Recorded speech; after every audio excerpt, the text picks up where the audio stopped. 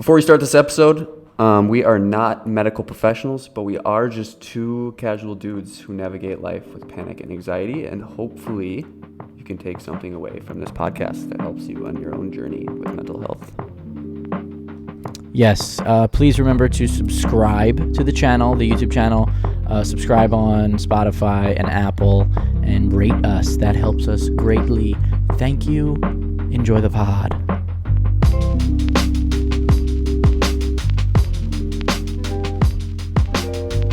All right, everybody. Hello. You're listening to Attacking Panic Podcast. Yeah, I think this episode I'll probably have. I'll hopefully have music that starts. Oh, really? By now, yeah, I have some time on my hands. I should probably do that. Okay, well, I kept saying sweet tune. I kept saying we were building the plane as we were flying it, but now I think we're trying to fly without building. So we have like half a plane. Yeah, we're just fucking. Oh, you can't say that. If you want to get monetized on YouTube, you don't say the F word or anything within the first like minute or something, but that doesn't matter anyway. But anyway, hello, welcome. Yeah, welcome back to episode 8. Episode 8. I actually had to ask Mac. Me. I had to ask Mac what episode we were on, so I wasn't stuttering with that at the start like I have been. It's episode 8 though. Last week you were just dying of allergies. So we didn't have a video episode for last week. Apologies on that, but Max was a trooper. He showed up. He did his audio part, dying. Showed up. But yeah. Yeah, I'm here, and let's get to it. Let's freaking jump in. What was I don't know. I had like a pretty normal week. I had a few little flashes of things like I was talking to you about, but yeah, you had more of an eventful week as far as anxiety goes. It was going really well. Yeah, it was going super well. I was pretty busy with work, and I've been busy with work. And then last night I got hit with just a train. Again, I've said this before. It's like sometimes we're going to hop on this and we're just going to be having shitty days. And one of those days is today. Still? Yeah, I actually just I had a killer workout before this. And I think I had a killer workout because of what I have bottled up in the past 24 hours. Okay. Yeah. So the workout went great. I don't know. Today's just a numb day. It was sunny this morning and it started raining, but like, I'm disappointed in myself. Obviously, I knew I would be. So, anyways, I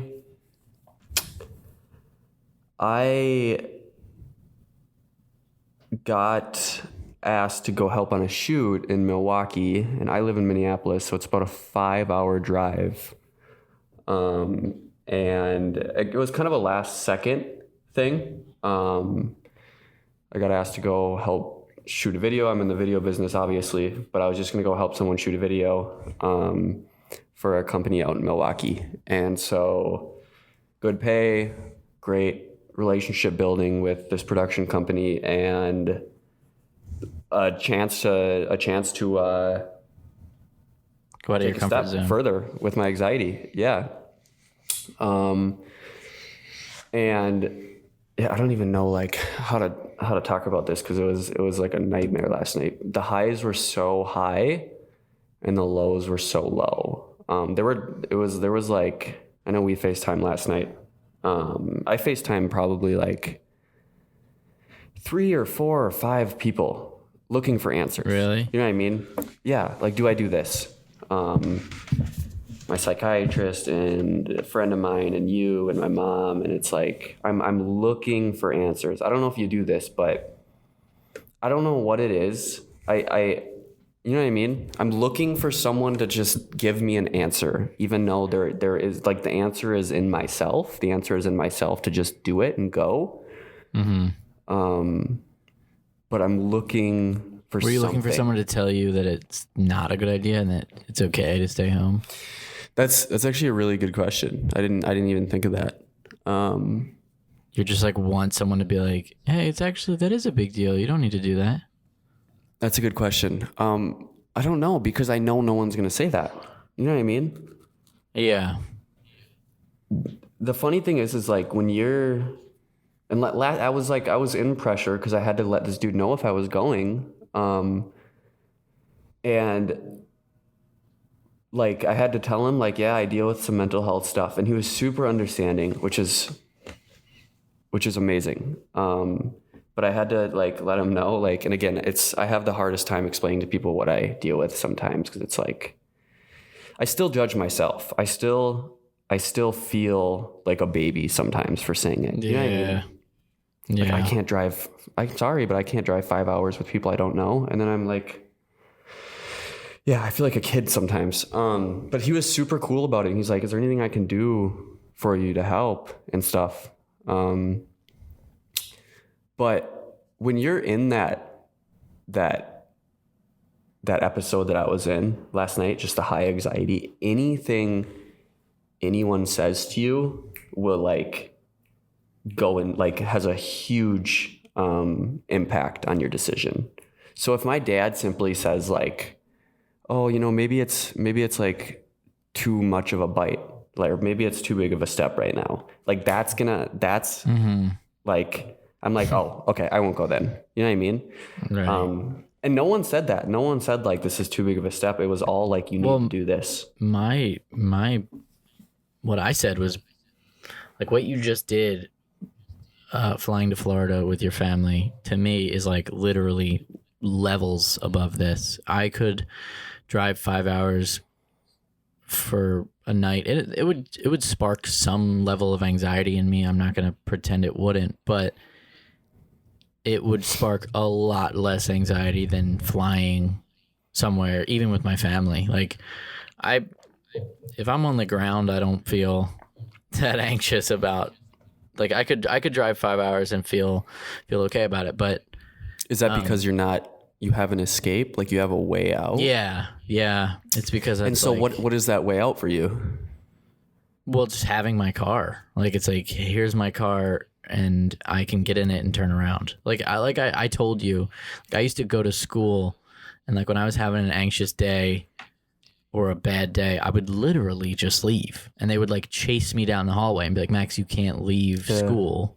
Like and I didn't drive. I didn't drive to school. I would walk out of school.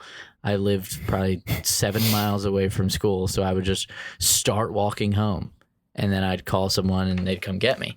Like I used to just leave school because I grew this attitude that was like, if I don't want to be here, I'm not going to be here. No one can tell me otherwise. And yeah, I've applied that to like, well, it started because of anxiety. I was like, if I'm anxious, like teachers used to make me anxious when you, like, I mean, I look back on high school, and teachers had no clue what kids were dealing with. Teachers, like if they were like, you can't go to the bath, you know, like when teachers would say shit like that, like you can't go to the bathroom, you can't leave the class, I would just be like, literally nothing you can say if I don't feel like being here will keep me in here. I will walk out of this room. I mean, I told you, I walked off a plane when they were like chasing me down. Like if I don't want to be somewhere, I'm not going to be there. So that's why planes are so scary to me, because you cannot do that. Like it's like, it is. What about I don't know, dude. It's for me, it's like, I get how like, yeah, like I can drive back home, but I still get what you're saying. Like I know what you're about to say. Okay, so then like 5 hours home of anxiety. Yeah, exactly. Yeah, exactly. So. I know, and I agree. But then when you apply it to an actual situation and what actually happens, again, like I've talked about before, you don't lose like your entire control and everything you've worked on in those like minutes of anxiety. You don't just lose it. You might lose it for a second and be like, oh, I'm really scared for a second, but you still have those tools to be like, I'm not going crazy here. I can get in my car and drive home. Like, it's not like you're, like, you know what I'm saying? Like, you're not going insane. I mean, it feels like it, but you can get in your car. I keep saying this, but like referring to like losing the skills that you've developed over time. But like last night when I was at my worst moment, like I told you, and I repeat this, but it felt like I was going to Mars. Like it felt impossible to me. It felt like I should have journaled in the moment, but it felt like I just couldn't do it. And my mind was telling me that you're going to have a full-blown panic attack. You're not going to be able to apply any technique that you've learned. You're not going to be able to control it. And it's just like my mind is full of what ifs, and you're not going to be able to do anything about it. Right. And it's just in the moment what happens. Like, that's what you're afraid of. Yeah. So my mind is telling me that like it's gonna just be terrible and like all logic out the window. Yes. That's 100% how that's why we're afraid of it, because when we're sane and rational, we're like, oh, we can handle this. But then we fear that it's just going to go out the window, which again, there's been times where a lot of that logic goes out the window because the fear is so strong. But with where we're at now, it's very unlikely that all the logic goes out the window. Yeah. Yep.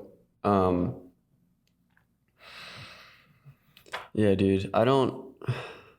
So I didn't go on the trip. I was waiting to say that just because it hurts to say that. Like, it stings today. I did it, dude. I've done this. I told you, I've done this multiple times but I've actually committed to things and been like, I'm going. And then I've gotten off the plane or not gotten on the plane, or, like I've done that. And it's the worst feeling ever. Like the next day you're like, I'm not even supposed to be here. Like everything that I'm doing right now is meaningless because I'm not supposed to be here. It's a huge confidence stab. It's like I woke up this morning, or I don't even know why. It's just like throughout the day today, I was just like, I'm thinking about these goals and dreams that I have, these huge things. And I've been thinking about them all day, and my mind just keeps going, you couldn't go to Milwaukee on a 5-hour drive with some people you don't know for a shoot. And how are you going to get these things done? You know what I mean? That's what my mind's telling me. Yeah, like the the confidence goes down because you didn't do you didn't do something that a week ago, or a month ago, we were talking about big things. And I think that this going to Florida, that was one of them. Yeah. It's like, we were talking about going to Florida a month ago, and it's like, today I couldn't drive to Milwaukee. So how far am I along? Well, I think it fluctuates, and that's just the truth. But you also have to like work that muscle. Like you have to do something. And we've been I think both of us have been busy and doing things and distracted, and it's kind of, we haven't been maybe working the muscle as hard. I personally think that, like I said, and I talked about all last episode, the jujutsu thing works the muscle every time because my weird, irrational fear of getting a concussion. Well, it's not irrational, but it's irrational the way I go about it, which is, brain injuries, like bad damage and brain damage, and I'm not gonna be able to think correctly and all that. So I definitely flex that like fear muscle every 3 times, 4 times a week. And like I was telling you, all day before jiu-jitsu, I'll worry. I'll be like, I wonder what we're doing in class. I wonder if I'm going to hit my head. I wonder if it's fucking exhausting, dude. It's exhausting. And like everything in me is like, it's so much easier to not do this, dude. But I want to, I like it. I love it. And I need to do something. Oh yeah. I can't just stop, dude. Yeah, you can't live your life like that. I can't live like that, dude. Yep. I told myself last night, I was like, Ryan, you're gonna get some immediate relief after this. You're gonna feel great. Not feel great, but you're gonna get some immediate relief. And I did like, and it was like, but tomorrow you're gonna think about it all day, and you're gonna just tell yourself that you can't live like this, and you're gonna tell yourself that you're letting your anxiety win, and I am. So Yeah. I don't know. Would you say that, like, I wanted to talk about comfort zone, because I bring up comfort zone a lot to people. When people ask me like what triggers my anxiety, my first response is leaving my comfort zone. And so today I kind of journaled on that today. I was like, okay, Ryan, what is your comfort zone? And I had it kind of written down as it's Minneapolis. My friends, and why is it Minneapolis? Because friends and family are here. Yeah. If I have a shitty day, I have somewhere. Thing. Yeah, if I have a shitty day, I have somewhere to resort to, which is my home, which is my room, to be honest. So to build off of that, I would say that, like, everything you're saying, I completely agree with, but it also makes zero sense, because like the only part that makes sense is the family. That makes sense. Like, you have people around you. That's a logical thing to think, like, hey, there's people around me if I need them or whatever. But, and I do this too, but the surroundings, why are we so obsessed with what's surrounding us? Like, why do we feel so uncomfortable in different states, cities, places, towns? Why? And like, for me, it's like when I go to different places, like I said, you know, we were just in South Carolina, and I like the being in a new place, because it's like interesting and exciting and an adventure or whatever. But the whole time there's like this weird, like almost cloud following me that's like, hey, you're not in like your normal spot. You're not.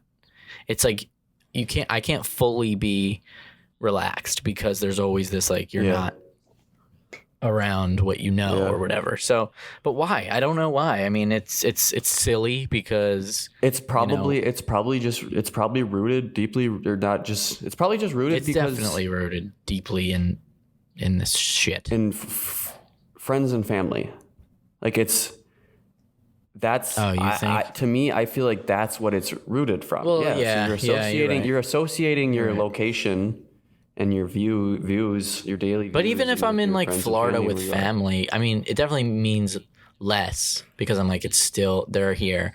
But there's always some level of uncomfortability with surroundings. But I've definitely gotten much better with that. Like, I obviously moved across the country, and that was obviously something that, you know, it was, but again, like I've talked about this before, like when you're doing it, it's actually not as hard as we build it up to be in our heads. And the comfort zone thing I just created new ones. So the anticipation is always worse.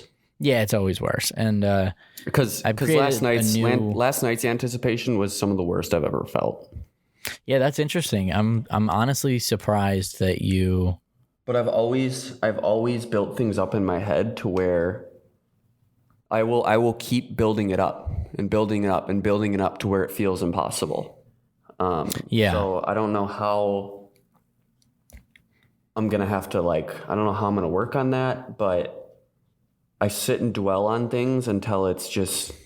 You have to like blindly, you should literally like get in your car and drive 5 hours just to show yourself you can do it with no obligation of like So I was going to ask else. you, what is something. Because I'm pretty comfy in Minneapolis, obviously. Like, obviously, if I hear some bad news, I might have a panic attack. But, like, what stuff that I can do every day that challenges my panic? And I think the only thing I think about is driving. Like, but I'm not just going to. Far? Yeah, like, I'd have What to about drive flying? like 2 to 3 hours away. I mean, yeah, that too, but I'm just talking about random things I could do maybe once a week that's challenging myself. Maybe that's driving 2 or 3 hours. Well, I will say this. Let me say this.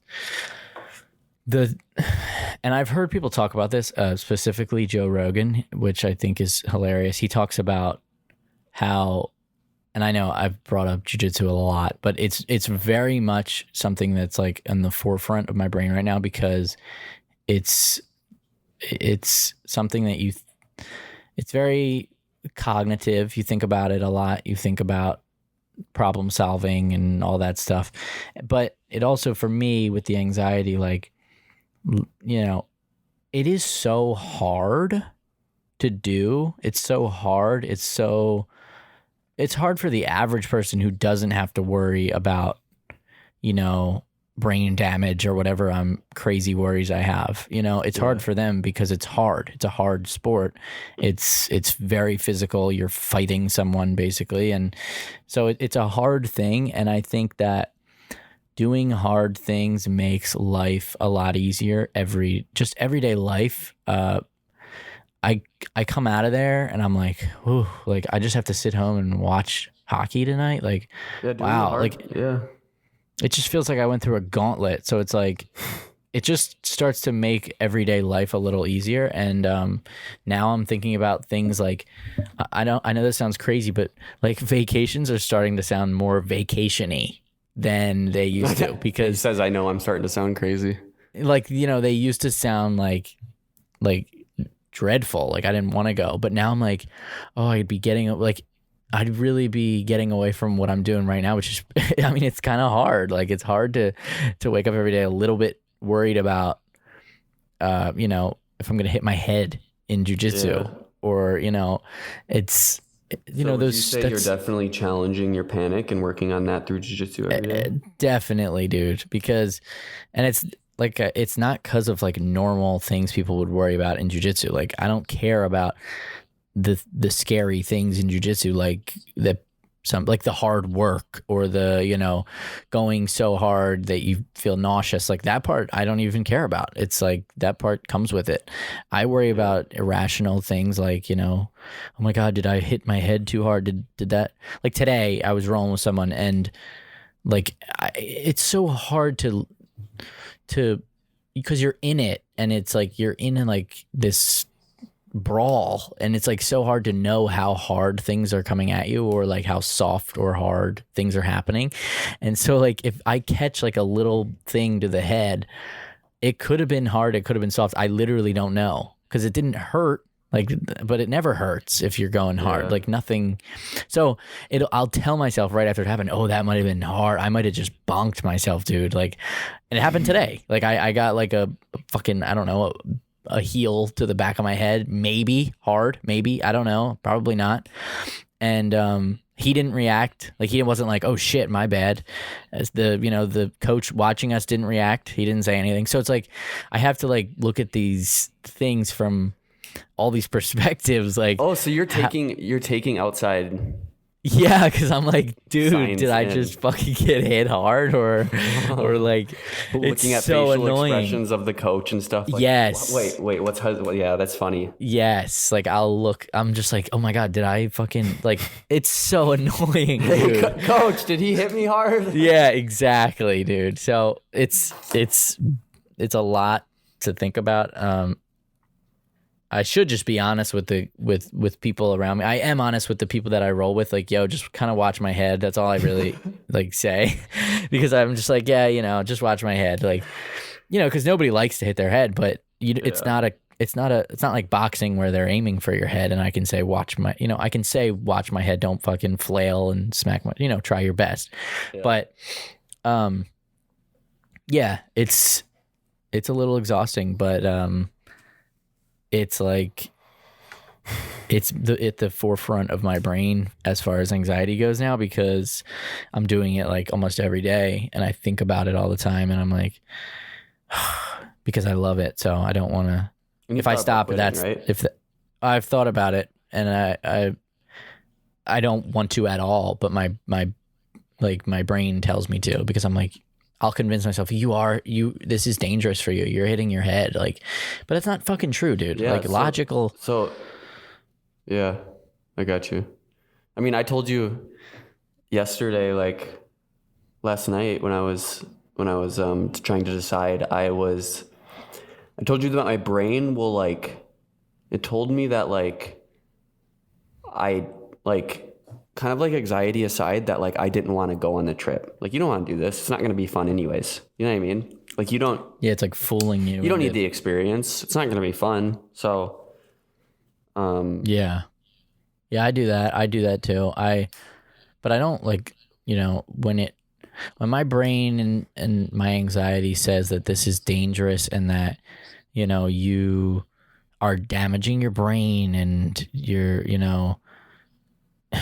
crazy things, that I laugh when I really think of them, like, cause it's irrational. But, I bring myself so far back to logic and like tell myself, dude, that's not what is happening. Like I have to really tell myself that, like, that's not what's happening. And yeah, I don't know. I have weird, ways of like, telling myself that that's not what's happening. But I don't know, man. It's crazy. I couldn't even think logically. Yeah. It was just like, well, it's hard if you're freaking out. Everything was so negative. Every thought coming through was negative. Like you can't do this. It's too far. Like you're gonna have a panic attack. And it's just like, no, like. Yeah. So I know, I can really relate because let me ask you this. You know what? Yeah. Sorry, go ahead. Well, just in a way that like I'll be like, dude, how can I'm so anxious right now about this stuff. Like, how am I gonna, like, it's a journey, like it's a lifelong thing with jujitsu. Like you don't just do it for a little, like you commit, you do it. And yeah, I'm like, how am I gonna do this? I'm so worried now. Like I'm eventually gonna quit, aren't I? Because look at how afraid I am now. But that's like also just anxiety talking, because they're logically, again, I'm not in any danger. So it's like, I just have to, the negative things come in and go like, no, dude, like you can't keep doing this. You're going to test your luck. You're going to fucking smack your head, or they're going to accumulate, and like all those little shocks to the head that you get, they're going to accumulate.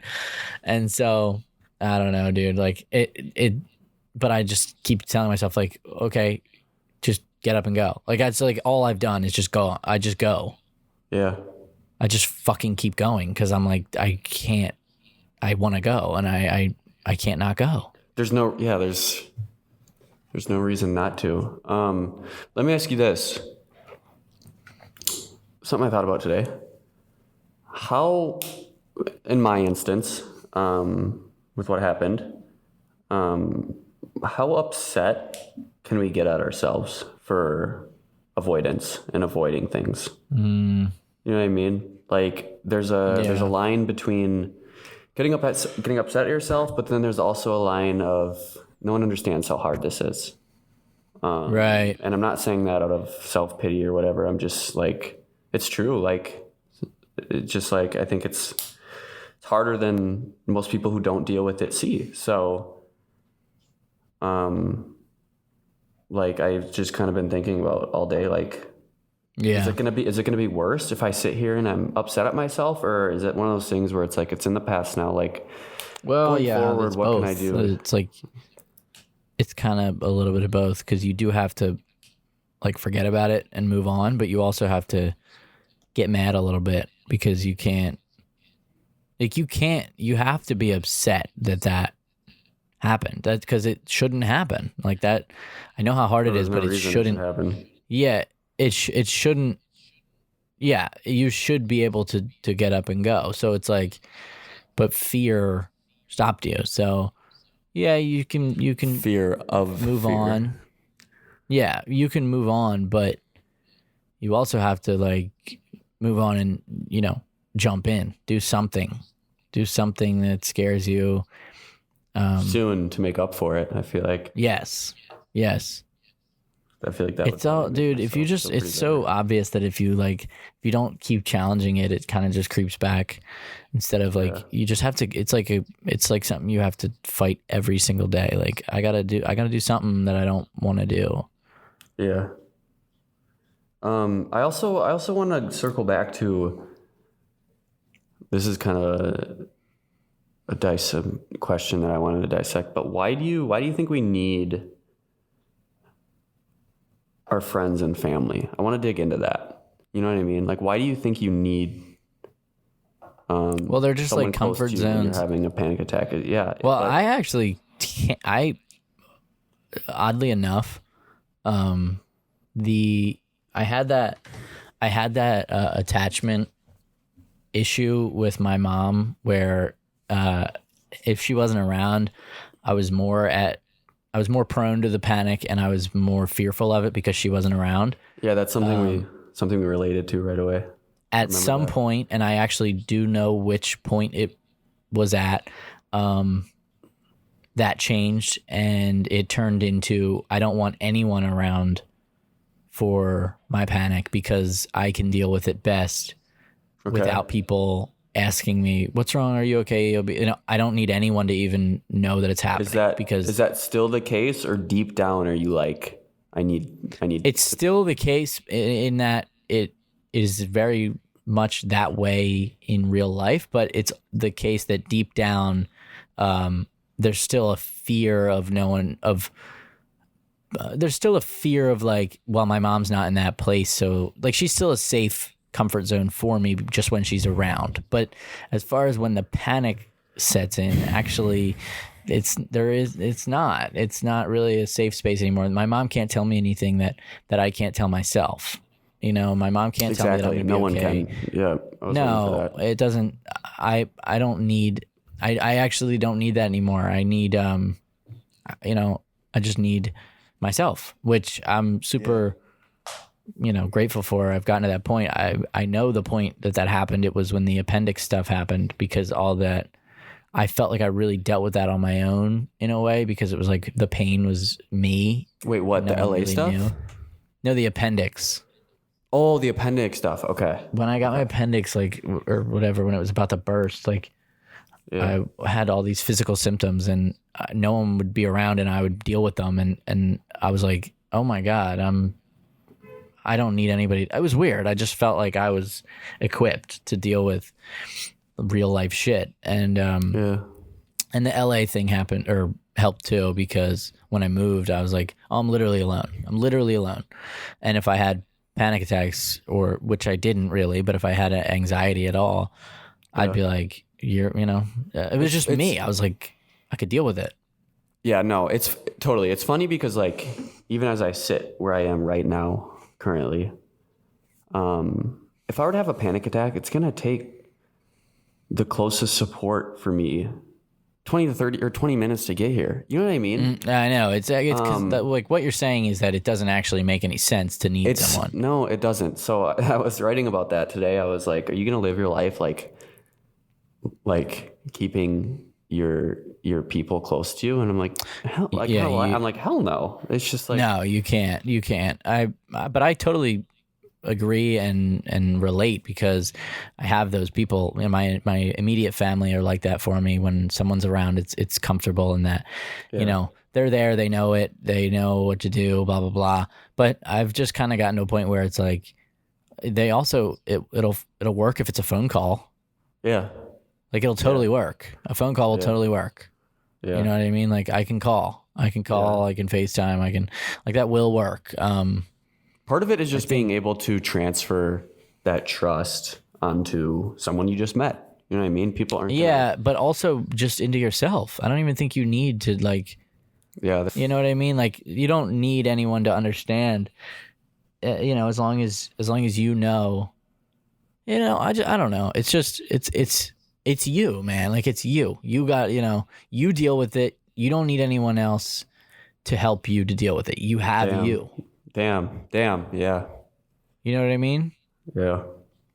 Like you're the one who's been dealing with it for however many years. For me, it's been 18 or whatever. Yeah. I don't need anyone else. I don't need anyone to tell me how to deal with anxiety anymore. There are moments where I need reassurance and stuff, but or just someone to talk to. Yeah. Yeah, but that's just also not real either, because I can reassure myself because I've gone through this enough to know what's happening. And so what I'm saying is that it's in our head, obviously, that these people are, we have to have them in mile radius. And again, you talked about the attachment growing up to your parents, and I had that too, but it's funny how that kind of transferred into this panic Morphed disorder now too. into panic. It had the perfect opportunity to. Yeah, there couldn't have been a more perfect way to, if my mom wasn't around, I was crying and thinking that something was wrong and all this stuff. Yeah. But yeah, I've definitely gotten better with that, like dealing with panic on your own thing. Like, but it's still scary. But I've just never had, it's never been like, I feel like I'm smart enough to know, like, what the hell are they going to do? There's not much that people can do for me. No, it's just obviously it's just someone being around you. That's kind of how we grew up, fortunately. But it comes down to, like you said, it's just on us. So yeah, it just comes down to you dealing with whatever the fear is, like dealing with it instead of, I think we ran from it for a long time and kept people around, and that's kind of a level of avoidance. I'm just, I'm, like I said, every day just trying to like minimize this insanity that is irrational. Is it minimizing at all? Like, yeah, I think a little bit. There's like days where it's like, where I'm like, dude, that's fucking crazy, dude. Like, you're fucking fine. And then there's times where I'm like there's days where I'm like, oh no, dude, that was bad. You slammed a little hard, or you got a elbow to the face or something. And I'm like, there's the symptoms. I was gonna say, have you had like a headache at night and then you're laying in bed Googling shit? And well, I've had, but again, I'm so good at creating symptoms. I have no idea what's real and what's not. Like, because like right before this podcast started, I thought things were blurry in my eyes, and I haven't thought about that one time since we've started recording. It could very obviously be made up in my head because I have been worried about it. And so I'm like, oh no, things are blurry, but probably not. Things are probably not blurry. I'm probably not concussed. It's just, you gotta like go with the smarter, more logical answer, which is that, I'm not fucking weak. I have a strong body. I'll be all right. I can handle it. I didn't get fucking slammed. I'm not you know what I mean? Like, just give myself some credit here. That's a whole nother thing. Like, why am I pretending that I'm like so weak that a little nudge to my head is fucking gonna break me down? You know what I mean? Yeah. Yep. But yeah, I think about it a lot, but it's minimizing some days. Some days I'm like, kind of off topic, kind of on topic. I don't know. Does it help you ever to just think about the shit that's going on around the world? And then well, I've told you this before, but it 100% helps me. I am one of those people. I'll just fucking divulge a little secret. I am one of those people that, when people are like, people have it worse, and then like they get mad, they're like, people shouldn't tell you people have it worse because it invalidates your problems. Like, bro, tell me people have it worse because you are goddamn right. Like, yeah. I want to hear that all day because you are so fucking right. And I should look at those people, and I really should stop thinking that I have it so bad. Like, I need to be grateful for how great I have it. And I mean that in ways like yes, I should, like, we should be looking at things that are going on and be like, okay, like, and I'm not saying invalidate your problems. I'm saying put them in perspective. Put them in perspective of what other people are going through. Like, it's that's it. Just put it in perspective, because I'm sitting here worried about, a couple bumps to my head and thinking I'm, injuring my brain or damaging my brain. There are plenty of worse things going on in ways that I can't even, fathom. Yeah, I was specifically referring to the stuff going on in Israel, and I read some stuff about it last night on Twitter, and like the death rates and stuff. Super sad. But at the time, I was also dealing with deciding if I wanted to go help out with a job in Milwaukee. So I was comparing the two, and I just totally thought about that. But yeah, I definitely look at stuff and go, dude, all right, let's put your bullshit in perspective here. Yeah. I like to do that because I know that it helps me to know that I don't have it as bad as a lot of people. And yeah, right with you. But anyways, should we wrap up? Yeah, good podcast. That felt good. I kind of was like going in with the mentality today. I was like, tonight's going to be a little therapy session for me. Well, there you go. I have a lot of shit to get off my chest. It'll cost you $150. Obviously, I was hoping this podcast tonight was going to be about how I was feeling about going to Milwaukee tomorrow, but it's all good. It's all good. It was about that, wasn't it? Yes, but it was supposed to be about how I was going, and we were going to talk about how I was feeling for the trip. So. Oh, okay. Yeah. Anyways, Attacking Panic on Spotify, and Attacking Panic on YouTube, and Attacking Panic on Apple Music. Anyways, hope you guys enjoy. Again, we're just two dudes talking about our mental health and navigating life, and with that, mental health struggles. But thank you everybody for listening, and rate us or whatever you do. Put 5 stars and all that good shit. Do all the things. All the things. That's gonna be like on our merch someday. It's gonna say do all the things. I'm like dead ass. I've already thought about that. Do all the things. That's true. Right. It's a good thing to live by. Peace. Peace.